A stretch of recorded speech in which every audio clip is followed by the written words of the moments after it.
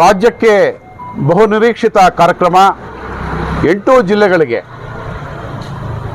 ನಮ್ಮ ಎತ್ತಿನ ಹೊಳೆ ಯೋಜನೆಯಿಂದ ಕುಡಿಯುವ ನೀರಿನ ವ್ಯವಸ್ಥೆ ಮಾಡೋದಕ್ಕೆ ತುಂಬ ಅಗ್ರಪಂಕ್ತಿಯಲ್ಲಿ ಕೆಲಸ ಮಾಡ್ತಿರೋಂಥದ್ದು ನಮ್ಮ ಕಾಂಗ್ರೆಸ್ ಸರ್ಕಾರ.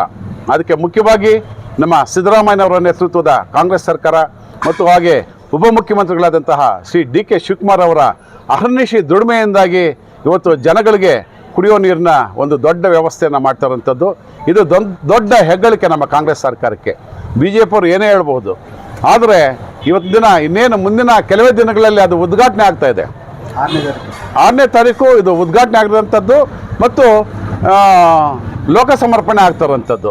ಇದು ಒಂದು ದೊಡ್ಡ ಆಯಿತಾ ಖುಷಿ ತರೋಂಥ ಒಂದು ಕಾರ್ಯಕ್ರಮ. ಇದು ನಮ್ಮ ಜನಗಳಂತನೂ ಕುಡಿಯೋ ನೀರಿಗೆ ಇನ್ಮೇಲಿಂದ ಬವಣೆ ಪಡಬೇಕಾಗಿಲ್ಲ, ಕಷ್ಟಪಡಬೇಕಾಗಿಲ್ಲ.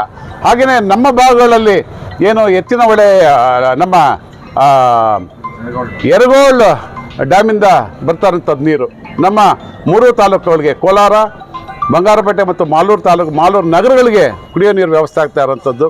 ಹಾಗೆಯೇ ನಮ್ಮ ದೊಡ್ಡ ಕಾರ್ಯಕ್ರಮ ಏನು KC ವ್ಯಾಲಿಯಿಂದ ಇವತ್ತಿನ ದಿನ ಆ ಯೋಜನೆಯಿಂದ ಏನು ಮೊದಲ ಬಾರಿಗೆ ನಮ್ಮ ಸಿದ್ದರಾಮಯ್ಯನವರು ಮುಖ್ಯಮಂತ್ರಿಗಳಾಗಿದ್ದರು, ಆ ಅವಧಿಯಲ್ಲಿ ಅವರು ಕೊಟ್ಟಂಥ ದೊಡ್ಡ ಕಾರ್ಯಕ್ರಮ.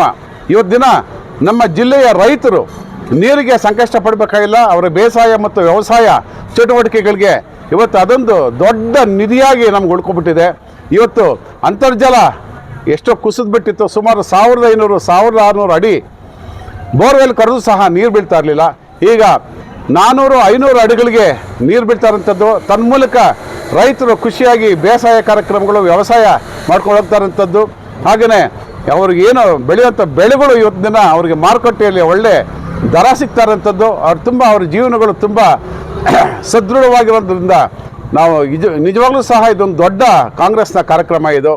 ಈ ರೀತಿಯಲ್ಲಿ ಹಾಗೆಯೇ ಏನು ಮರುಪೂರ್ಣ ಆಗ್ತಾ ಇರೋಂಥದ್ದು, ಏನು ಕೆಟ್ಟು ನಿಂತೋಗಿತ್ತು ಬೋರ್ವೆಲ್ಗಳು, ಅದು ಸಹ ಮರುಪೂರ್ಣ ಆಗಿ ಮತ್ತೆ ನೀರರಿಂದ ಉದ್ಭವ ಆಗಿ ವ್ಯವಸಾಯ ಚಟುವಟಿಕೆಗಳಿಗೆ, ಬೇಸಾಯ ಚಟುವಟಿಕೆಗಳಿಗೆ ಅನುಕೂಲ ಆಗ್ತಾ ಇರೋಂಥದ್ದು. ಇದು ಕಾಂಗ್ರೆಸ್ ಸರ್ಕಾರದ ಸಾಧನೆ ಅಂತ ಹೇಳೋಕ್ಕೆ ನಾನು ಈ ಮೂಲಕ ಹೇಳೋಕ್ಕೆ ಇಷ್ಟಪಡ್ತಾ ಇದ್ದೀನಿ.